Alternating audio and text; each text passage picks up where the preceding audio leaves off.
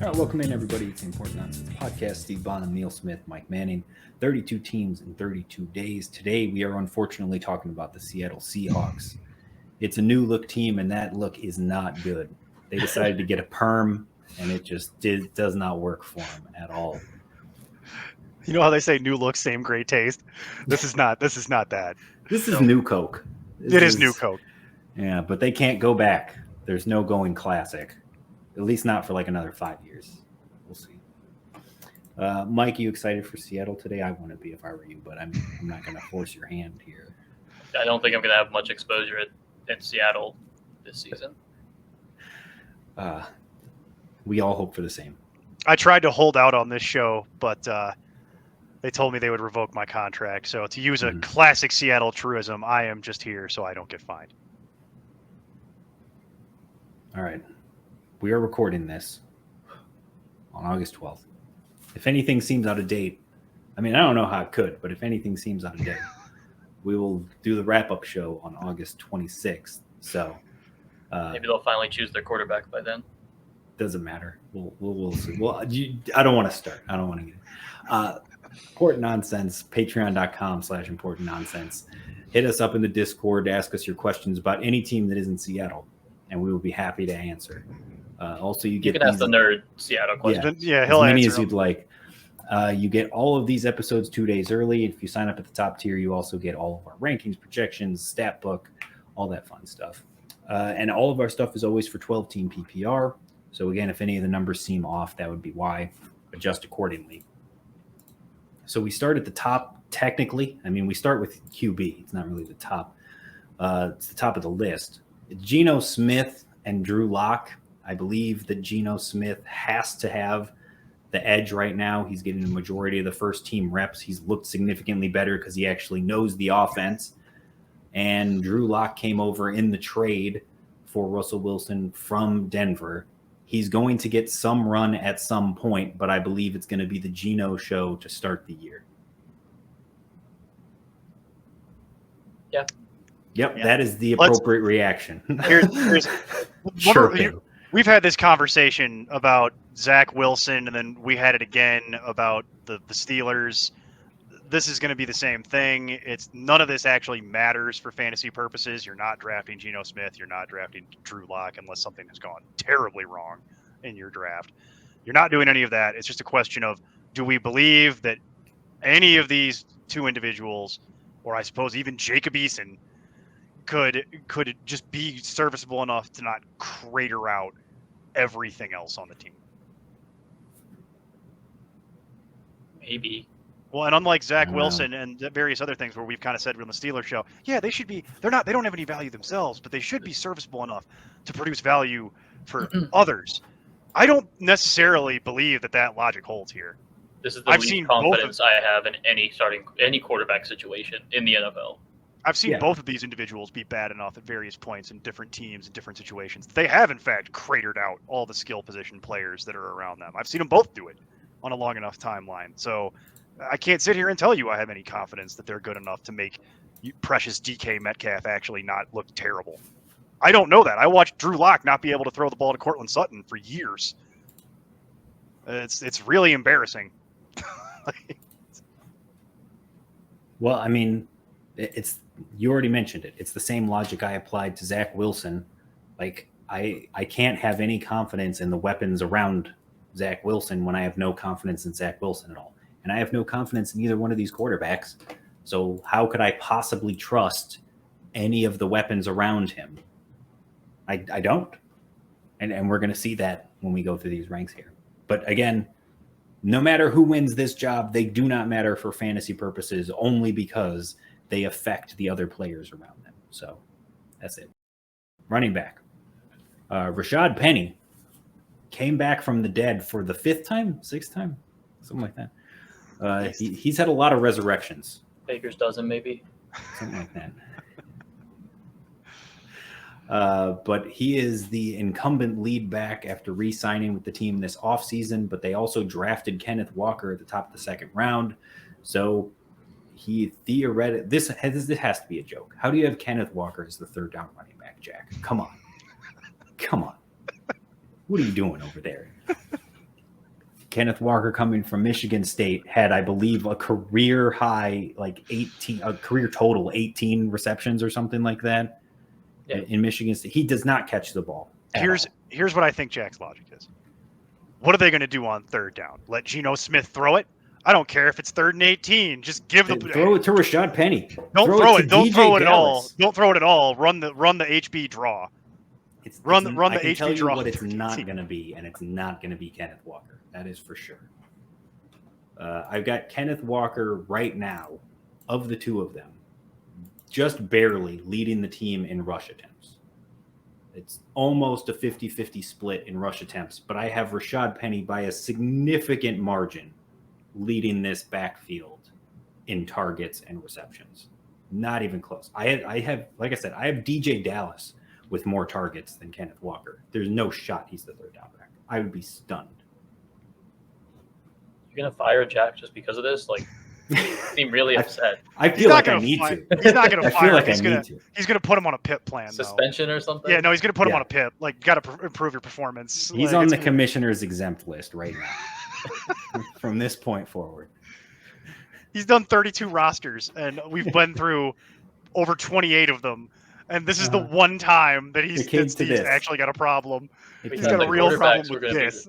We thought the QBs were going to do the most damage to something here, and then nope, it's Kenneth Walker to Jack. I really should have checked this depth chart first. It's just funny because there's so little to talk about that instead of actually talking about the players, we're just taking pot shots at Jack's ordering of the depth chart on our website. Okay, well, we could talk about it. I've got Penny at 32, which is in line with the ECR. Neil, you've got him at 36. Mike, you've got him at 40. I would assume some of that is baked in the rookie and also his injury history, which I cannot blame you for. Am I correct in assuming he's already hurt again? Yeah. He's already dealing with a groin injury. Yeah, he's already hurting. So I shouldn't laugh at that, but I do. How do I really have any confidence if you're literally just getting into training camp and you're just right back on the IR's list? Right now he's going ADP running back 30. And Kenneth Walker is going ADP 35. So that's ahead of ECR. I've got him at 42. Neil, you've got him at 38. Mike, you've got him at 33. So, Mike, you're the only one of us that has Walker as the lead back. And is that just because of no faith in Rashaad Penny? Yeah, mostly his health. I just don't see it happening where he plays a majority of this season. Yeah. I could see him playing 5 games, which is what he did last year. Played basically 5 games. Wow. Man. Again, I have those 5 games. I always build in injury to my model. So I have all of the running backs projected for 15 games, except Penny projected for 13. You're more optimistic than that's it. But I'm clearly way more optimistic, over twice as optimistic as you are apparently about. There's that math again. Yeah, working out. Well, Steve, we could do this too, because the folks that are listening to this may not have followed our draft coverage. Sure. So I understand your rankings pretty clearly just because we've been doing this and I've all season already. And you've got Penny at 32. I've got Penny at 36 for a reason. For the same reason that I think a lot of people will. He's clearly going to be the one who's catching the passes. So for PPR, they were doing that with him last year too. None of that's new information. He'll be the one that's going to be out there catching the passes, such as they are. Ugly targets and all. That's going to be what it is. But I know why you have Walker at 42 and are significantly behind BCR, ADP, us, the pack. So go through. You touched on it, but let's take a moment. Go through properly the bereft ability of Kenneth Walker to catch the football at a minimum. He's great between the 20s. I think he'll be good at the goal line too, and he'll probably get a bunch of the goal line work. But I still think that Rashaad Penny is going to get a good chunk of it. Kenneth Walker's not going to be a workhorse. And even we're concerned about Rashaad Penny getting hurt again, which is fine. Walker is not going to be a 3-down back. Like I already said, even if Penny doesn't play at all this season, Walker would be the lead back, but DJ Dallas or Travis Homer would be your 3rd-down back catching the passes. Like they just don't, unless they're going to use him like he has literally never been used before in his career. He's not going to have a full 3-down workload. I'm not excited about either one of the backfield. I'm probably not going to have basically any of it because it's just an ugly offense. It's an ugly backfield. Yeah, the general public is extremely excited about Kenneth Walker because it's the shiny new toy. in the Pete Carroll offense. So that's what they want. But I think it's too much of a car wash for any of it to matter. And right now you have to overpay for either one of them. Well, and that's why I've got them at 36 and 38 respectively, because I have no confidence in any of it. I can't trust Rashaad Penny to stay healthy. I've never seen Kenneth Walker do it. And the damning stat is right here on the page, and we already touched on it. 18 career collegiate receptions. Not his senior year. He had 18 receptions. Career. Oh, you did have it on here. I should have just looked further down the page. That's fine. Career. I can't stress to you how low that is. That's insanity, how low. There's no way I can trust any of this on a bad offense with bad quarterback play on a team that is frankly trying to get a high draft pick. For that's what they're trying to do. So I see the general public going pounding the table for Kenneth Walker, because I guess the theory is that he's just going to get, they're going to just have to run and run and run and run because they're not going to be able to throw the ball. Okay, I suppose there's a non-zero chance that happens, but here's my issue with all of it and why I have them at 36 and 38 beyond the injuries and the uncertainty, just general. We're talking about Pete Carroll. There's a reason I have a fantasy football team called You Up with a picture of Pete Carroll that is a hodgepodge of running backs. Pete Carroll is up at 3 o'clock in the morning sending You Up texts to every single running back in college and the pros. That is Pete Carroll. He never met a running back that he didn't want to give them digits to. So would it shock me if suddenly something was to happen and then all of a sudden DJ Dallas and Travis Homer are back in the mix here for any number of reasons, some of which might not even be immediately obvious? No. So that also muddies the waters for me here. It's just the idea that Pete Carroll never met a running back that he didn't want to get them digits to, baby. It's Pete Carroll. It's what he does. Or would it shock you if I said that Rashaad Penny gets hurt and then they sign Adrian Peterson off the street? Nope. That they sign Devonta Freeman, or they get, or they're the ones who trade for Damian Harris. None of it would shock me. Mm-hmm. None of it. Absolutely none of it. They love having a loaded running back room. Right now, it's a staple of Pete Carroll. Penny going in the 7th round, end of the 7th. Kenneth Walker going top of the 9th. So, I'm not paying a price for either one of those. Yeah, they're again, to me, they're going too high for either one of them. If I can get Penny to drop to where Walker is, have that conversation with you maybe. Then I would do it, because more than likely at that point he's like my 4th running back. Real quick, because this is going to be potentially have the 1.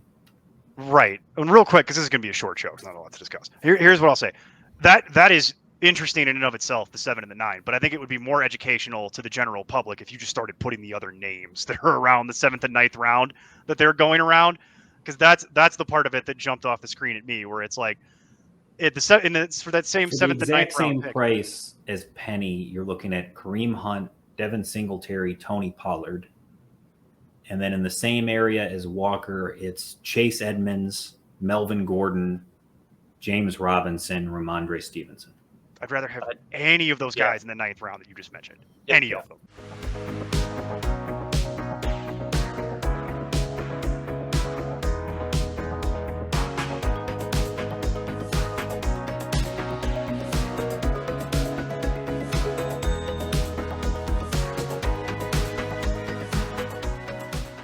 Wide receiver, DK Metcalf, Tyler Lockett. Metcalf signed an extension. That's going to be the theme of this. Steve forgets How many one extensions extension. Can I remember? Steve forgets one extension and starts questioning his entire mindset. Everything just blown apart. I mean, they all were the same draft class, so I know. That's why I should have known. It's fitting. But DK Metcalf is the alpha on this wide receiver core. They've also got Tyler Lockett still there. And again, we're talking about Geno Smith. It's small sample, but we saw 4 games last year with Geno Smith coming in, running the offense with these guys. In that 4-game stretch, DK Metcalf, 19.6 PPR points per game. Tyler Lockett, 11.4 PPR points per game. They don't air it out with Geno Smith because he can. And also the big thing there is Metcalf had 4 touchdowns. Lockett had 0. Yes. And that's the other thing, too. Drew Lock plays better for Lockett because he is the one that wants to bomb it.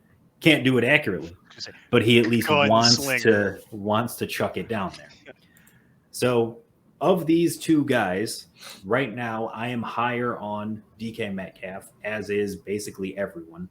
I've got him at 14 because, again, I have him projected out as being the alpha on a bad team that is going to be chasing a lot of points. I think he's going to get a lot of volume and a lot of targets. And if he does end up in the end zone, that helps him. Neil, you got him at 19. Mike, you got him at 20. The ECR is 21. I'm significantly higher than pretty much anyone on DK Metcalf, which was not my intention because I thought I'd be down on DK Metcalf given the terrible wide receiver quarterback situation that he's dealing with. Right now, he's going wide receiver 18 in ADP. But as we've mentioned several times going through this, the difference between wide receiver 13 in ADP and wide receiver 19 is about one round. Mm-hmm. They're all basically lumped together in the fourth. So it is a time whenever a lot of teams, fantasy teams, draft a wide receiver. Mm-hmm. It's dealer's choice at that point.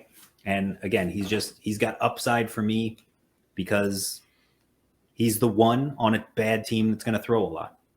So he's in the same area of my rankings, the same tier as Keenan Allen, DJ Moore, Tyreek Hill, Terry McLaurin, Michael Pittman.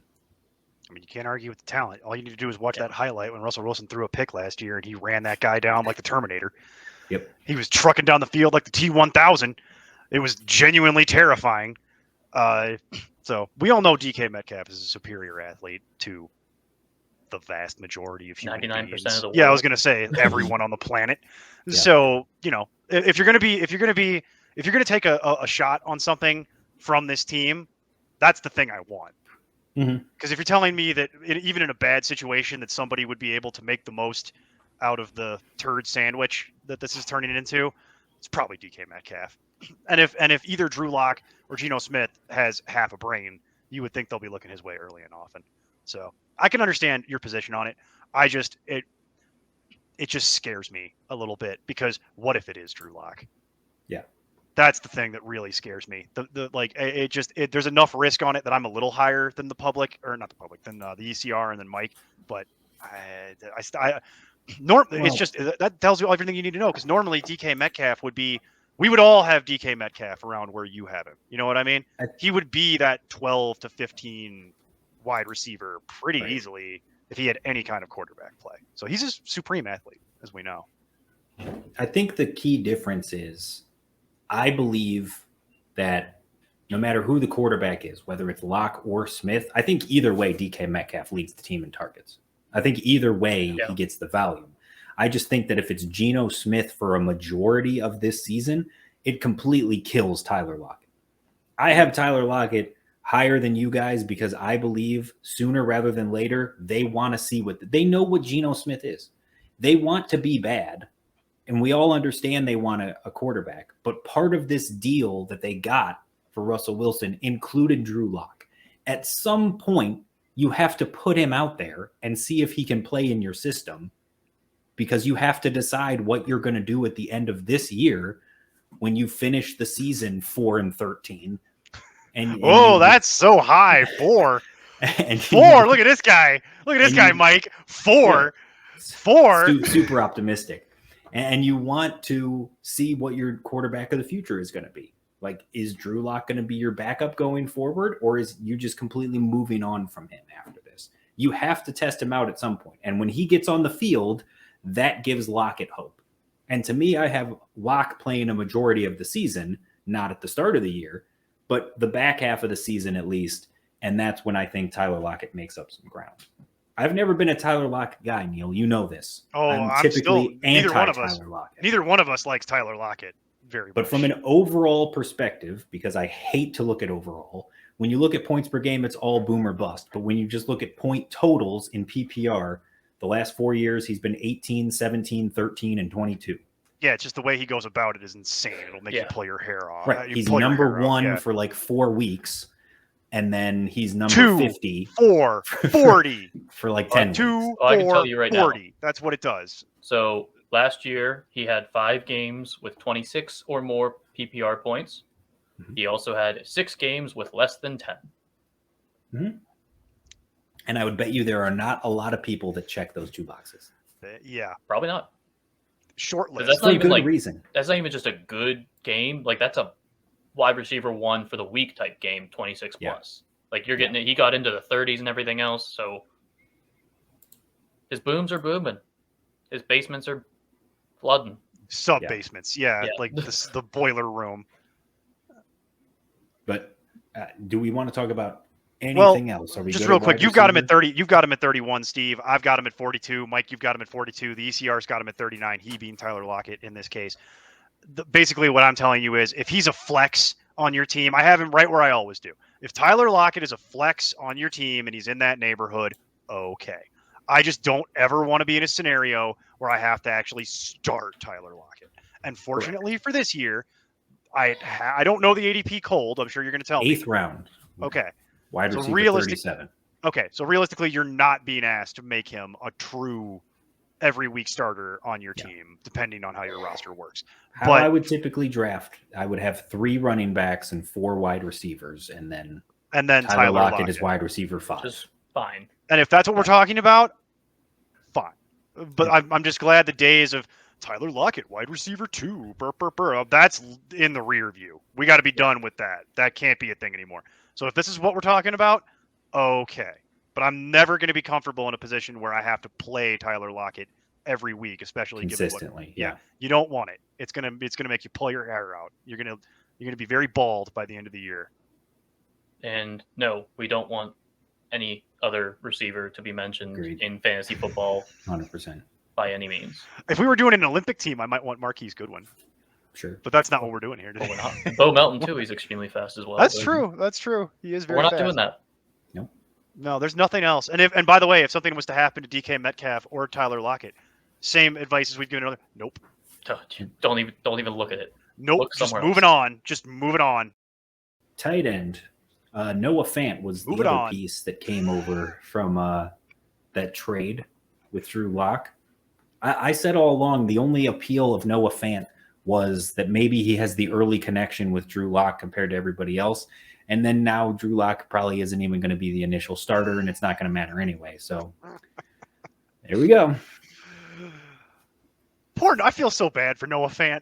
I really do. Like, it's not like Noah Fant is a bad person or did anything to deserve it. I don't feel bad for Noah Fant. He did everything to deserve this. He had so many opportunities to be a top 5 guy. Here's what I'll say. Watching as much Denver football as you know I do, they didn't use Noah Fant properly. Noah Fant is not great when you ask him to stop and restart. I mean, he could have just stopped it, not great. But okay, fair enough. But specifically within that, he's not great at stopping and then restarting his momentum, which is what Denver consistently was asking him to do. That's what Albert O is good at, which is why they love Albert O so much. That's their scheme. The thing that Noah Fant excels at is when he can keep going at speed, get up to momentum and go at speed and use his frame to catch in stride and bowl people over. That is where Noah Fant excels. They didn't do that in Denver. So I feel kind of bad for him because they just didn't. From my end, I don't feel that they used him appropriately. And that is a commonly held belief for a lot of folks out here. So I'm actually kind of glad he gets to get a second chance somewhere. But the problem is that this is not the second chance that you want. This is not good. So the past 2 seasons, he has been the tight end 11 in points per game. Like, just tight end 11. So he's the back end of a tight end 1. And he's in a cluster of just a bunch of guys that are meh. But again, as we've mentioned several times, like outside of the top 5, like just being in the top 12, even in the top 15 doesn't matter at tight end. Yeah, it doesn't make a difference. It's just everybody was really excited. I remember whenever the news of the Russell Wilson trade hit, everybody was like, oh, so who's this going to help most? Could it help Fant the most? Fant's an athlete. He's great tight end. Oh, Fant's going back? Oh, okay. Oh. Yeah. Probably not going to help Fant then anymore. Yeah. And then they were like, oh, and Drew Lock's going with him. Yeah, that's not really helpful either. Yeah, it's not. I think that's a punishment more than anything. No, I think I've got him lowest of the group here, but again, it's a dart throw. He's going basically undrafted. If you want Noah Fant, go right ahead. No one is super interested. If you get him as like one of your dart throw tight ends, maybe you'll get lucky. But frankly, there are other names on that list that I would rather deal with. Albert O, functionally being one of them. With a lot more upside than Fant. Fant Yeah. is just he's going ahead of Njoku, Irv Smith, Alberto, Robert Tunyon. That makes no sense. And that's Yeah, why I'm saying, I'd rather just about every name on that list you just rattled off. guaranteed. So I feel bad for Noah Fant, like I said, in that regard, but I know that that's probably just a me thing. No one else is going to make it a point to feel bad for him, and I know a lot of people are glad he's gone. Frankly, as sad as that is to say. Short show, Defensive Steve. kicker. Show's over. Show's over. Yeah. That's it. Wrap it up. No, That is up. There is nothing to talk about there. The Legion of Boom is dead and gone. So as I you don't mentioned want in any of it. as I mentioned in a previous show, maybe in a 32-team dynasty. Maybe. Maybe. Even then. Even then, it's borderline. Even then, borderline. I'd petition to. I get, might- like, I might- Alabama. I might see if the rules work and see if I could not start a defense. Yeah. Because Can the I get zero the might St. Louis You Battlehawks? just don't want to worry about that negative that's coming around. exactly. That's what I'm saying. I'd almost rather just take the zero. Yeah. Could be worse. Mhm. Can I get the Orlando Rage? Can I draft their defense from the XFL? Is that possible? I heard they're got a good matchup this week. Yeah. They've got a good matchup in February. I want to get in on those points early. All right. We have survived this far, guys. We're almost there. Tomorrow we will be back with Tampa Bay. Until then, keep up the nonsense. I'm Tim Kitzer from NBA Jam and NFL Blitz, and you can find all the guys at ImportantNonsense.com. Kaboom!